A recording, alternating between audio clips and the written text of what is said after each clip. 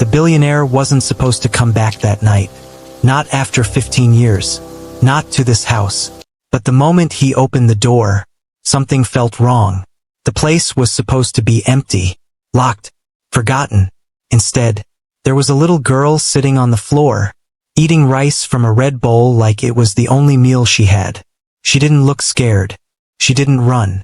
She just looked up at him, calm, like she had been waiting.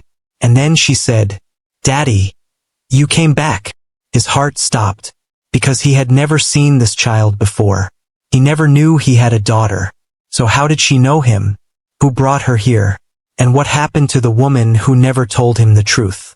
But before we go back to how this all began, if you're new here, hit subscribe so you don't miss stories like this. And tell me in the comments, where are you watching from? I read every single one. Now, let's go back to the night everything started. Daniel Marcus Cole was born on the south side of Chicago in the winter of 1973. In a two-bedroom apartment on Wentworth Avenue that smelled like his grandmother's cornbread and the particular cold that comes off Lake Michigan in January and finds every gap in every window frame, no matter how much tape you put around them. He grew up with his mother, his grandmother, and a rotating cast of cousins who came and went depending on the season and whatever was happening in the family at any given time. The neighborhood was the kind of neighborhood that does not appear on the lists of Chicago's best places to live, but appears very frequently on the lists nobody wants their family on. And yet, inside that apartment on Wentworth Avenue, there was warmth. There was structure. There was a grandmother who prayed every morning before she did anything else, and a mother who worked 2 jobs without complaint, and a boy who sat in the corner and read everything he could find and watched the world with the patient, calculating eyes of someone who already understood, at 8 years old, that the way out of any difficult situation begins with understanding it completely. Daniel put himself through the University of Illinois on scholarships and part-time work. He graduated with a business degree and did not waste a single day of his 20s building something. He worked with a logistics company in Chicago, learned international trade from the ground up, saved everything he could, and at 29 years old co-founded Cole and Reeves Global Logistics with a childhood friend named Victor Reeves. By the time Daniel was 35, the company was turning over tens of millions of dollars a year, with contracts across North America, Europe, and West Africa. He was one of the great American success stories, the kind that neighborhoods like his held up as proof that it was possible. He bought a large, beautiful mansion in the Bronzeville neighborhood, the same neighborhood where he had grown up, as if he needed the building to anchor him to where he had come from, even as everything else in his life moved further and further away from it. He filled that house with good furniture and good art and the particular kind of quiet that very successful, very solitary men surround themselves with when they have convinced themselves that solitude is a choice rather than a consequence. He had no wife, no children, no family of his own. Daniel Cole has no family, people said in business circles when his name came up. He was entirely self-made and entirely alone. That is what the world believed. That is what Daniel himself believed. And both of them were wrong. You have to understand Elizabeth before you can understand anything else that follows. Elizabeth Renee Patterson came into Daniel's life at a rooftop party in Bronzeville in the summer of 2005. He had gone back to the neighborhood for a friend's birthday, not looking for anything except a good meal and a conversation that had nothing to do with quarterly projections. And then he looked across the rooftop and saw a woman standing near the edge of the terrace, holding a glass of iced tea, looking out over the Chicago skyline with the expression of someone who was completely at home inside her own thoughts.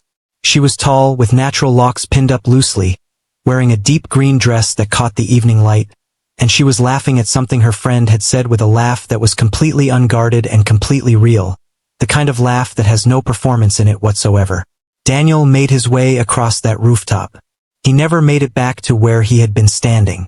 From that first conversation, from that very first evening, something between them was alive in a way that he had never experienced before, and he was not a man who said things like that easily or often.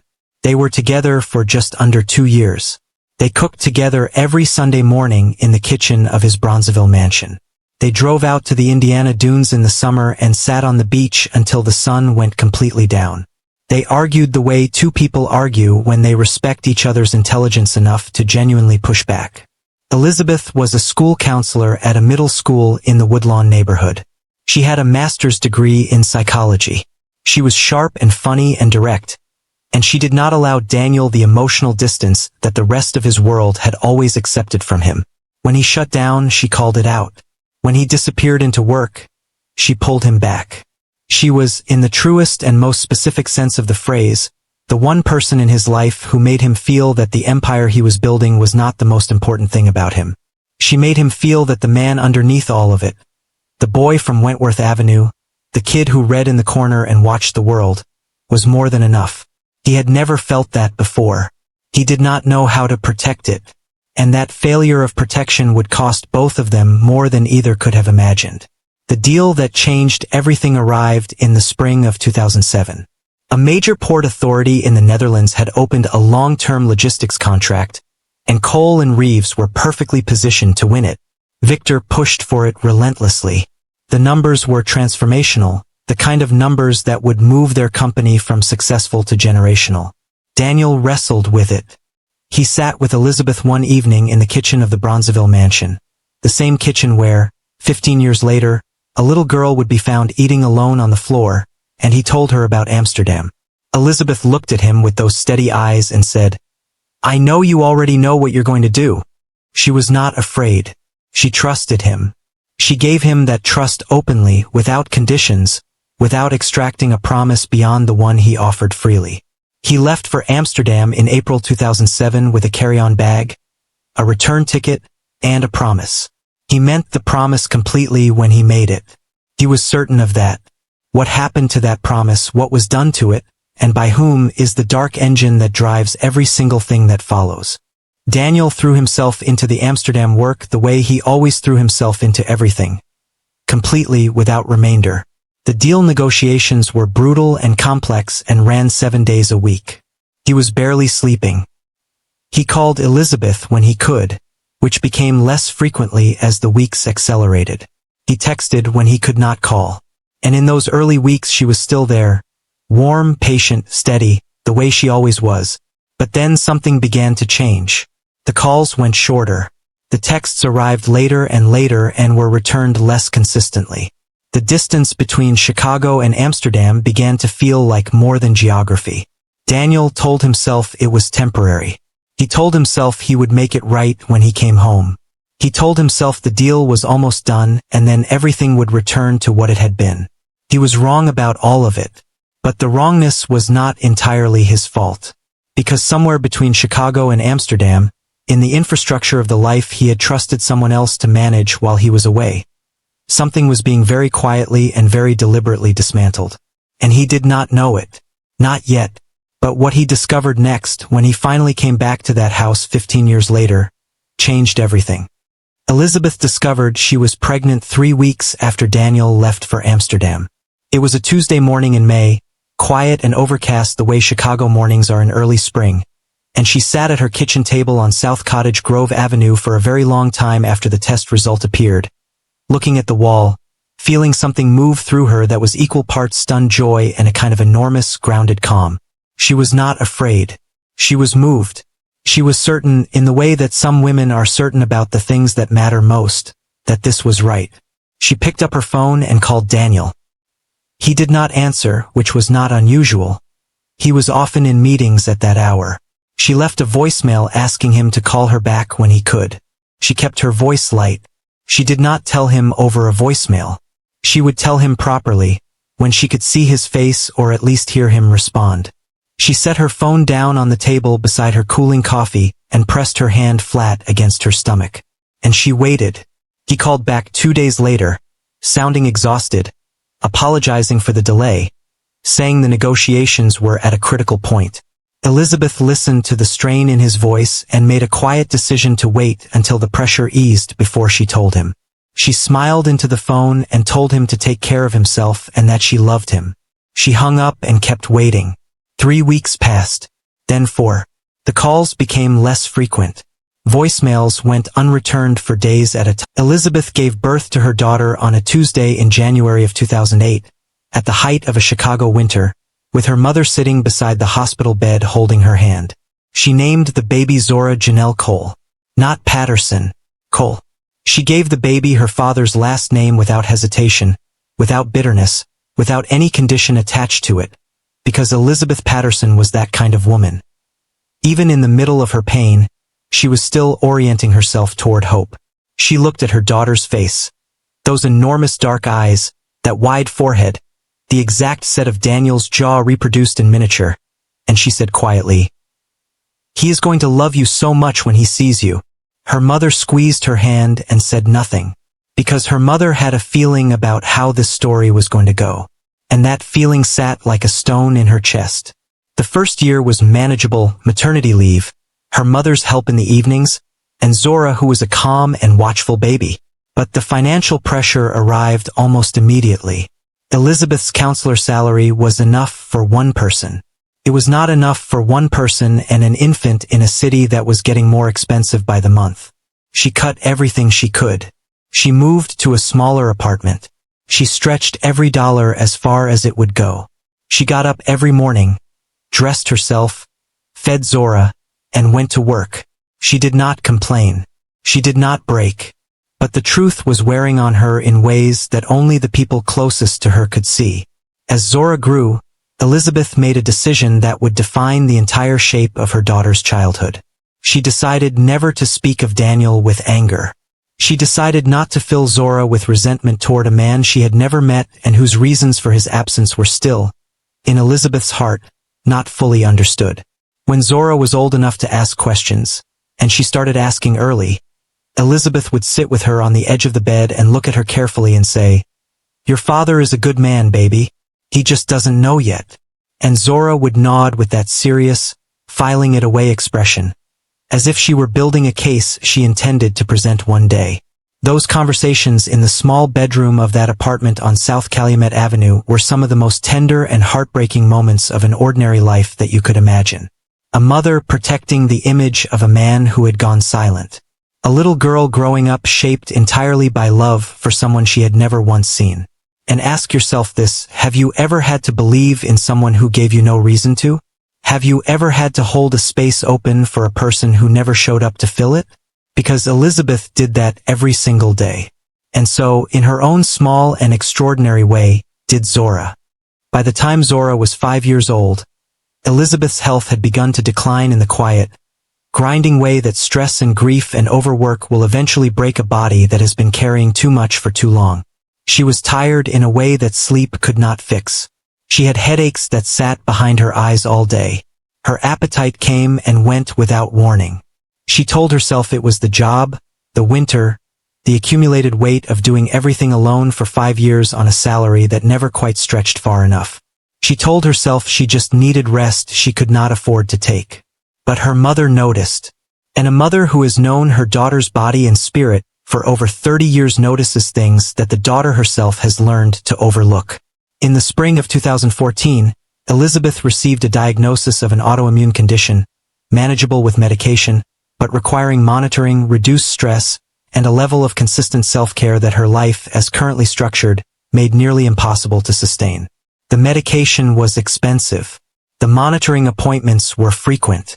She had to reduce her work hours on difficult weeks, which reduced her income, which increased the financial pressure, which worsened the condition. The kind of circular, grinding trap that far too many working mothers in this country know by name. She managed. She always managed. But she was getting thinner. And the light in her face, that particular brightness that had been one of the first things Daniel had noticed about her on a rooftop in Bronzeville 9 years earlier, had begun to dim. By the fall of 2015, Zora was 7 years old. They had moved twice more, each apartment smaller and less comfortable than the last, each move pushing them further from the community that had always given Elizabeth strength. The building they were living in on East 63rd Street was not a good building. The hallways were never clean. The elevator had not worked since the previous January. Elizabeth was on the 3rd floor, which meant she climbed those stairs every single day with groceries, with Zora's school bag, with her own work bag, with the particular exhaustion of a woman who was holding everything together with her own hands and nothing else. And it was in this building, in this apartment, during one particular late autumn night in November, that something happened which Zora would spend the rest of her childhood trying to reconstruct from the fragments of a 7-year-old's memory. The truth was far worse than anyone who looked at the surface of it would have guessed. And the person responsible for what happened that night was not a stranger. He was someone Daniel Cole had trusted with his entire life. A man came to the door that evening. Zora remembered it clearly. It was after dinner. Elizabeth had put Zora to bed early, telling her she needed to talk to someone privately. Zora lay in the dark and listened to the sounds from the front room. Her mother's voice, low and tense in a way she had never heard before, and a man's voice, even lower and very controlled. She could not make out the words. She pressed her ear against the wall. Her mother's voice rose once, sharp and clear, the way it only rose when something was genuinely wrong. Then it went quiet. Then it went quiet for a very long time. Zora eventually fell asleep. When she woke the next morning, she went to her mother's room. The bed had not been slept in. She went to the kitchen. She checked the bathroom. She opened the front door and looked into the empty hallway. She called her mother's name through every room of the apartment until her voice gave out. And there was nothing. Elizabeth Patterson was gone. No note. No phone. No sign of struggle that 7-year-old eyes could read. It was as if she had never existed. The neighbor across the hall found Zora sitting in the doorway 2 hours later, still in her pajamas, still calling for her mother in a voice that had gone very small and very frightened. The police were called. A missing persons report was filed. And then almost nothing. Elizabeth Patterson was a black woman in a low-income neighborhood on the south side of Chicago. The report was filed. The follow-up never came. And one little girl was left entirely, completely alone. The weeks after Elizabeth's disappearance were chaos and then silence. Child Protective Services placed Zora temporarily with the neighbor, Miss Pearson, who was 67 years old and entirely unprepared for the full weight of a grieving 7-year-old, who would not sleep through the night and would not stop asking the same question. "Where's my mommy?" Miss Pearson did her best. She was a kind woman. She fed Zora and kept her warm and held her through the nights. But the CPS system moved slowly and the placement was never permanent, and after 6 weeks, when the paperwork stalled and the follow-up failed and the gap opened up the way those gaps always open up for children like Zora, she slipped through it. Not into the streets without direction. Not without a plan.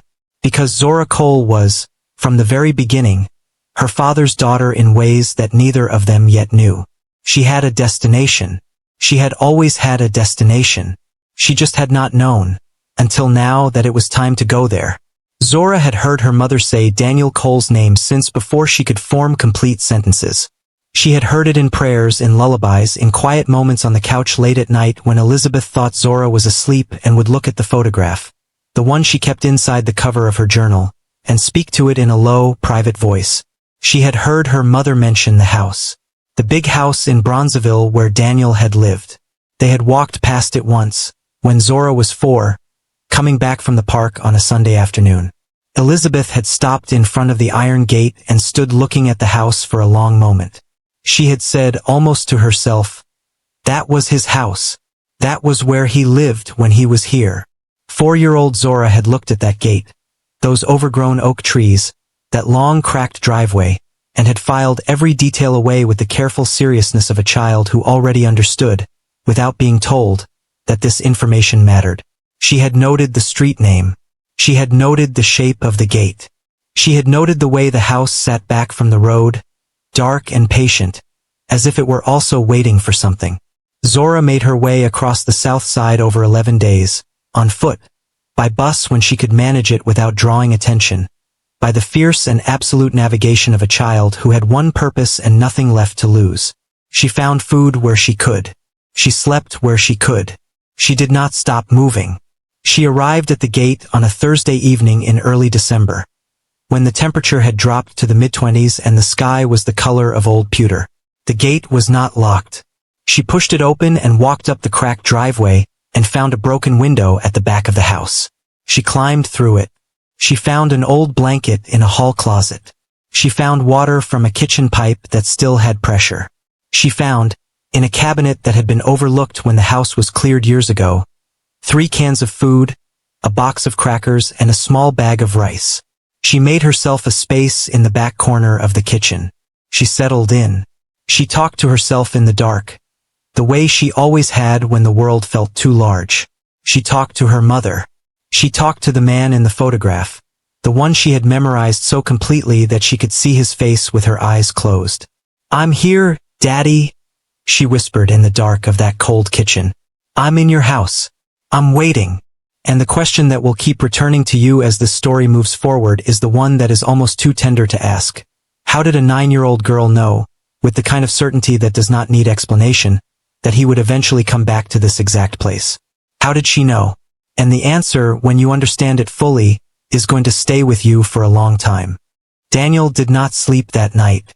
He sat on the floor of that kitchen with his back against the cabinet across from his daughter, and he tried to think clearly, which was something he was very good at under most conditions and almost completely incapable of under these. He had given her his coat.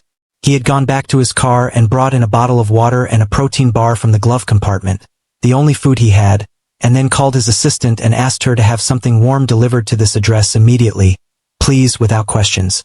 And while they waited for the food, he looked at the girl's face. He had been looking at it since the moment his flashlight had found her on the floor, and the longer he looked, the more something in his chest tightened with a recognition that had no rational framework. Because her face, the set of her jaw, the angle of her brow, the particular way she held very still when she was thinking, was not entirely unfamiliar to him. She looked like someone. She looked like him. Not exactly, but enough. More than enough. He asked her quietly where she lived. She said she did not have a house right now, but that this was her father's house and she had come to wait. He asked what her father's name was. She told him without hesitation. Daniel Cole. He felt the room tilt. He asked what her mother's name was. She said, Elizabeth. Elizabeth Patterson. And Daniel Cole, who had not said that name out loud in 15 years, who had constructed an entire architecture of distance between himself and the memories attached to that name, felt the architecture come down in a single breath. He turned away from her briefly. He pressed the back of his hand against his mouth and looked at the cracked ceiling. He pulled himself together the way men like him have been trained to do, through the jaw, through the chest, through the deliberate decision to remain functional. Then he turned back and looked at her steadily. "Tell me your full name," he said. She looked at him with those level, serious eyes and said, "Zora Janelle Cole." He closed his eyes for 1 second. Just one. Then he opened them and said, "Okay, Zora, the food is coming. We are going to be fine."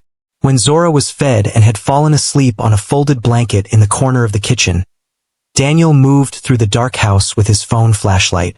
He was not looking for anything specific. He was moving because his body needed to move while his mind processed something enormous. He went through the front rooms, through the study, up the wide staircase. He pushed open the master bedroom door. In the closet, the one he had not opened in 15 years, whose contents had been left entirely undisturbed, he found a box. Plain wood, roughly the size of a shoebox, pushed to the back of the upper shelf behind a stack of old binders. He brought it down. He set it on the dusty floor and knelt in front of it. He opened it, and under a layer of old receipts and miscellaneous papers, he found a bundle of envelopes tied with kitchen twine. They were addressed to him. In handwriting he recognized the moment his flashlight touched the page. Careful, precise, the particular way Elizabeth wrote when she was choosing every word. The return address was her apartment on South Cottage Grove. The postmarks ran from May 2007 through late 2008. He counted 11 letters. Not a single one had been opened. Not by him. Someone had opened them, read them, resealed them with a slightly different adhesive. He could see it when he looked closely, and hidden them in a box on a shelf in a house they had ensured would sit empty and undisturbed for 15 years. His hands were not entirely steady. He opened the letters one by one and read them all the way through in the cold dark of that room, and by the time he reached the last one, written when Zora was nearly a year old, when Elizabeth had finally begun to understand that something more than absence was at work, the floor beneath him felt like it had stopped being solid. In that final letter, Elizabeth had written something that explained everything and nothing simultaneously. She had written that she did not understand the silence, that she knew something was wrong, that she did not know if someone was keeping her letters from him, but that she was going to keep writing until she knew he had received them, because she believed in him and their daughter deserved to know her father. "Please, Daniel," she had written. "Please." He had never received a single word. Someone made sure he never knew. That was the truth in the bottom of that box. Not an accident. Not a misunderstanding. A choice. A deliberate, sustained, multi-year effort to ensure that Daniel Cole never learned about his daughter. And the person who had made that choice had been sitting across from him in boardrooms for 30 years, flying with him to business meetings, sharing meals at his table, calling himself Daniel's closest friend. The closer Daniel got to the full shape of that truth, the more dangerous everything became. And what he found next changed everything he thought he knew about the life he had been living. If you are still watching at this point, drop a comment with, "I'm still here." Let us see who is truly following this story, because what is about to come out in the next chapters is the part that will make you put your hand over your mouth. Stay with us. Daniel Cole had built a business empire by understanding systems, by understanding how information moves, how the removal of a single link in a chain brings an entire structure down. Sitting on that floor with 11 unopened letters in his hands and his daughter asleep downstairs, he began with the cold and methodical clarity of a man who had run a global company for 2 decades to reconstruct what had actually happened. He started with facts, not emotions. First fact, the letters had been opened and resealed by someone else. Second fact, the only person who had ever had access to this house, to his personal correspondence, to his private email during the Amsterdam period, was his business partner Victor Reeves. Third fact, Victor had been the one who, throughout that entire year abroad, had consistently reported that there were no messages from Elizabeth. No calls. Nothing to follow up on. Daniel had believed him every single time, because he had trusted Victor Reeves the way you trust someone you have known since you were 11 years old and built your entire adult life alongside. That trust was the weapon that had been used against him. The more Daniel examined the timeline, the more the pattern tightened into something undeniable. When the Amsterdam deal closed and Daniel had settled in London to manage the company's European growth, it was Victor who managed Chicago. Victor who handled the residential properties. Victor who had specifically recommended leaving the Bronzeville mansion dormant, telling Daniel that the local real estate market was not right for selling and that it was better to wait. Daniel had been in London, trusted Victor entirely, signed the paperwork, and moved on without a second thought. That house had sat empty not because it made financial sense. It had sat empty because someone needed those letters to stay buried and that evidence to stay hidden until it either disintegrated or was forgotten permanently. And there was more. The private investigator Daniel hired in the days following Zora's discovery revealed that Victor had, over the previous 15 years, been quietly and systematically repositioning assets within Cole and Reeves Global Logistics, moving equity, restructuring agreements, using Daniel's extended absence from his personal past as cover to consolidate control of the company in ways designed to look like ordinary business reorganization. Daniel had signed documents Victor had presented as routine, in the middle of other priorities, that had gradually shifted the company's power structure. Victor had been playing a 15-year game, and the first move in that game, the foundational move that made everything else possible, had been Elizabeth Patterson. The reason was not complicated, though its execution had been extraordinarily calculated. Victor had understood something about Daniel that Daniel had never fully understood about himself. That Elizabeth was the one person capable of anchoring Daniel in a way that made him less predictable, less controllable, less entirely focused on the business and therefore less entirely dependent on Victor.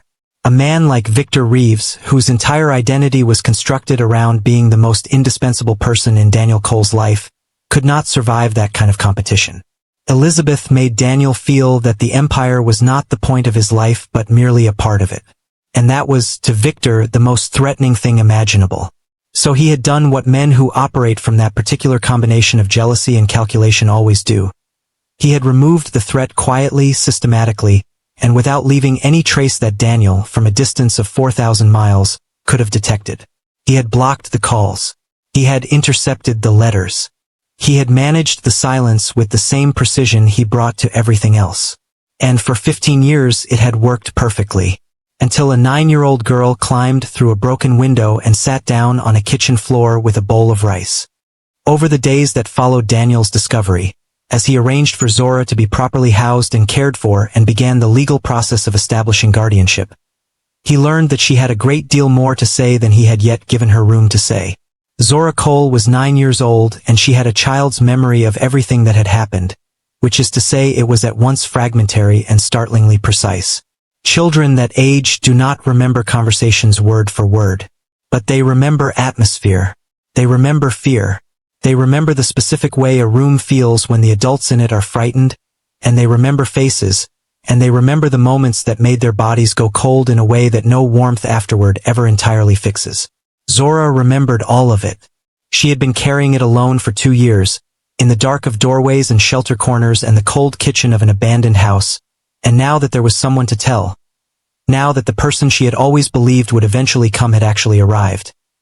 It came out of her slowly and carefully, the way water comes through a crack, not all at once but steadily, inevitably, until the crack becomes something that cannot be ignored.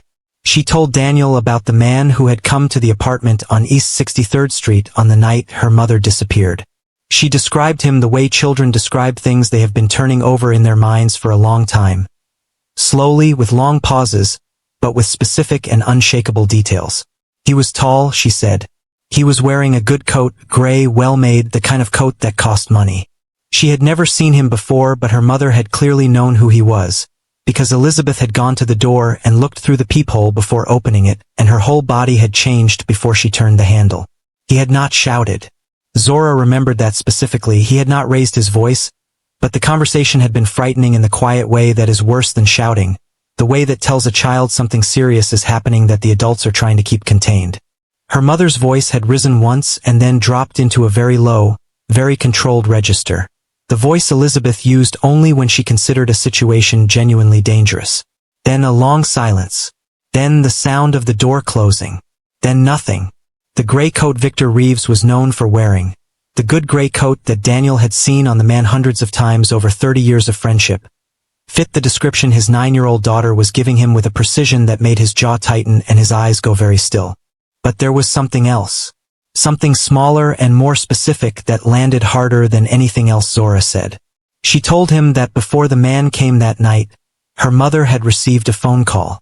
And after that call, Elizabeth had come to Zora's bedroom doorway and stood there for a long moment, just looking at her, not saying anything. Just looking at her daughter in the way that you look at something you are not certain you will see again. Then she had walked over and taken Zora's face in both hands and kissed her forehead twice, slowly, and said in a quiet, certain voice, "You are so loved, baby. Never forget that. You are so loved." Then she had said, "I need you to stay in your room tonight and be very quiet and not come out no matter what you hear. Okay?" And Zora had said okay. And Elizabeth had looked at her for one more long, memorizing moment. And then she had gone back to the front room. And that was the last time Zora ever saw her mother. Sit with that for a moment. A 7-year-old girl. Her mother's hands on her face. A kiss on the forehead that was, without either of them knowing it, a goodbye. And then a child lying in the dark doing exactly what her mother asked. Being quiet, staying still, not coming out, while something irreversible happened in the next room. Elizabeth Patterson did not leave willingly. The mother did not vanish. She was taken. And the man who arranged it had been sitting in Daniel Cole's boardroom every week for 15 years since. Daniel confronted Victor Reeves on a Thursday morning in December, 11 days after he had found Zora on that kitchen floor. He spent those 11 days gathering everything. Financial documents, legal records, reconstructed correspondence, statements from former employees who had been paid to be quiet and who now, with the right legal protection offered, had things they had been waiting a long time to say. He hired a private investigator. He retained 2 separate law firms. He spoke to people who had left the company over the years under circumstances that had never quite been explained, people who had always seemed to be carrying something they were not allowed to set down. He did not go into that meeting half prepared. He went in with everything. They met in Victor's office in the company's Chicago headquarters. A glass-walled room on the 14th floor with a view of Lake Michigan going gray and cold in the December light. Victor was at his desk in the gray coat. He smiled when Daniel walked in. The smile of a man who had spent 15 years becoming entirely comfortable with his version of events and had genuinely convinced himself he was untouchable. Daniel set a folder on the desk between them. He did not sit down. He stood and looked at the man he had known since they were 11 years old and said, "Tell me about Elizabeth Patterson." Victor's smile held for exactly 3 seconds before it became something else entirely. And what it became, in that shift, told Daniel everything he needed to know before a single word of explanation was offered. The conversation that followed lasted 45 minutes. It was not loud. It was not violent. It was the conversation of two men who had known each other too long and too deeply for theatrics, who both understood that the time for any form of pretense was permanently and completely over. Victor attempted deflection first, then minimization, then a version of events that reframed everything as a business decision made under pressure in a critical period. But Daniel had the letters. He had the financial records. He had a statement from a former housekeeper who had been paid $500 to deliver a package to Daniel's house in 2008, told it contained business documents, who now understood it had contained the correspondence. And he had the description of a gray coat. Victor had covered every angle except one. He had not expected Daniel to come back.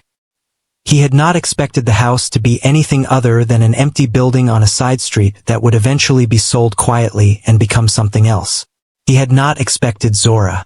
When Victor understood that Daniel had Zora, that the child he had spent 15 years erasing from Daniel's life had walked herself back into it through a broken window, something in his face collapsed. Not into remorse, into a calculating, frightened assessment of how completely he had been outmaneuvered by a 9-year-old girl and an abandoned house. The investigators subsequently uncovered the full shape of what had been done to Elizabeth. She had been pressured and coerced and eventually, through means that required the involvement of a third party Victor had paid, removed from her life in the Woodlawn neighborhood and relocated under conditions that isolated her entirely from her community, her support network, and her medical care. Her health, already fragile from the autoimmune condition, had deteriorated in those conditions.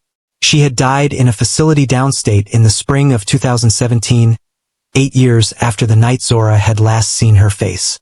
She had died without knowing whether her daughter was safe. She had died without knowing whether her letters had ever been read. She had been buried in a county plot under her own name, which was the only reason the investigators were able to find her at all. They had not just stolen his business. They had stolen his family. And the weight of that specific sentence, the full, irreversible weight of it, was something that no legal victory, no financial settlement, and no prison sentence was ever going to entirely lift from Daniel Cole's shoulders. The legal process moved with the methodical inevitability of something that has been a very long time coming. Victor Reeves was arrested in February on charges that included fraud, conspiracy, and criminal activity related to Elizabeth Patterson's disappearance and the financial restructuring of Cole and Reeves Global Logistics. The investigation into Elizabeth was reopened properly, with resources, with attention, with the kind of institutional pressure that arrives when a billionaire's legal team and a growing public awareness of a case converge simultaneously. The full truth of what had happened to her took several more months to emerge. And when it emerged, it was exactly as devastating as the 11 letters in that wooden box had suggested it would be. Daniel went to her grave on a Tuesday morning in April, alone. He stood in front of the headstone in the cold, her name, her dates, nothing else, and said the things a man says when the apology arrives 15 years too late and 6 feet too deep. He did not manage his emotions in the way he usually did. He just stood in the mud and the cold and let everything that had been behind the wall come through him completely. He cried for a long time. He did not apologize to anyone for it. Victor Reeves accepted a plea arrangement that resulted in a significant prison sentence and the full reversal of every financial maneuver he had executed over the previous 15 years. The company was restructured. Daniel's majority position was fully restored. The public exposure of the case became a significant story in Chicago, in the business community, in the African American community specifically. It opened conversations about power and internal betrayal and the particular vulnerability of black wealth to the kind of slow, patient, intimate sabotage that Victor had practiced for 30 years. Those conversations were painful and necessary and long overdue. Victor lost everything he had spent 15 years accumulating. Daniel had been told by his attorneys and his friends that this should feel like justice. It did not feel like justice. Justice, when it arrives this late, does not feel clean. It feels like what it is, the right thing happening far too long after the moment it would have made a real difference. He had won every legal and financial battle available to him. And in the rubble of those victories, the only thing that mattered, the only thing he would have traded every single dollar of his empire for, was the 15 years he had lost. The Sunday mornings he had not been there for. The first words and the first steps and the first hard days and all the ordinary, irreplaceable moments of a little girl's life that had happened entirely without him. Winning everything had cost him everything first. And no settlement would ever change that arithmetic. 6 months later, on a Sunday morning in late spring, Daniel and Zora Cole sat together at a table in a restaurant on the north side of Chicago that had been Elizabeth's favorite. The kind of Sunday Chicago offers sometimes in May. The lake brilliant, the sky the particular shade of blue that makes you feel like the city is making amends for everything winter took from you. They had been told about this restaurant by Eleanor Patterson, Elizabeth's mother and Zora's grandmother, who had walked into Daniel's life with exactly the combination of grief and forgiveness and sharp-eyed assessment that he deserved and needed simultaneously. Eleanor had said, "Elizabeth used to come here every Sunday when she was working in the neighborhood. She always ordered the same thing. You should take that child there." So here they were. Zora was wearing a new coat. Properly warm, properly fitted. The kind of coat that made Eleanor press her lips together and look out the window when she helped Zora put it on that morning. Because Eleanor Patterson had not forgotten what this child had been wearing when she was found. None of them had forgotten. None of them were going to forget. But they were here now. At this table.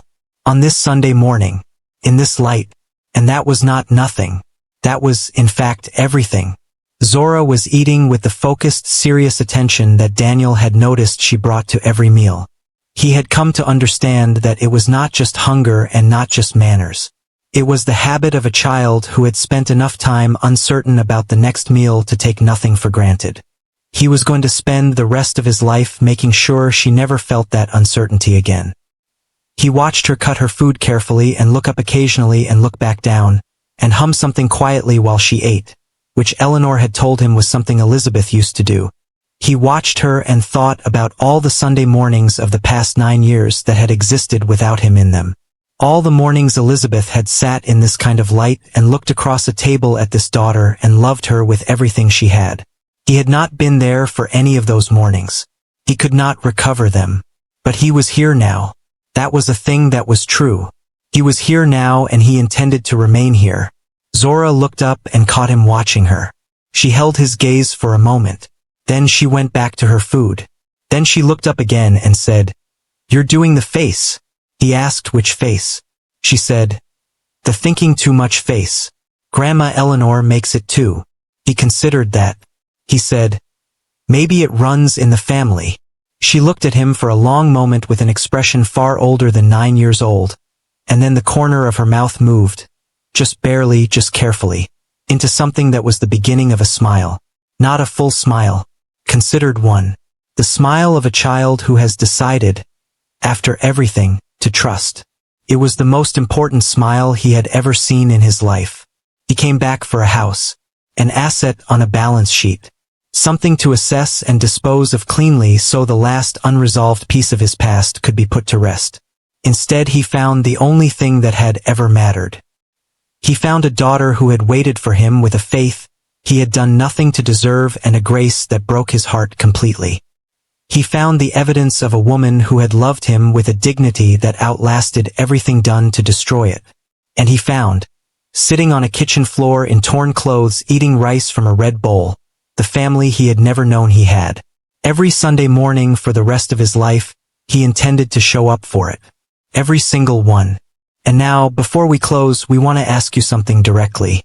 If you were Daniel Cole sitting at that table on that Sunday morning, knowing everything that had been done to you and to Elizabeth and to that little girl, knowing that the man responsible is behind bars but that the years are gone and the cost was permanent, would you be able to forgive? Not for Victor's sake. For yours. For Zora's. Or would the weight of what was stolen be too much to lay down? Drop your answer in the comments right now. We want to know what you honestly think. And if the story stayed with you, If it made you think about the people in your own life, the calls you have not made, the time you have been assuming you still have, then please share it with someone who needs to hear it today. Like this video, subscribe to this channel, and we will see you in the next story.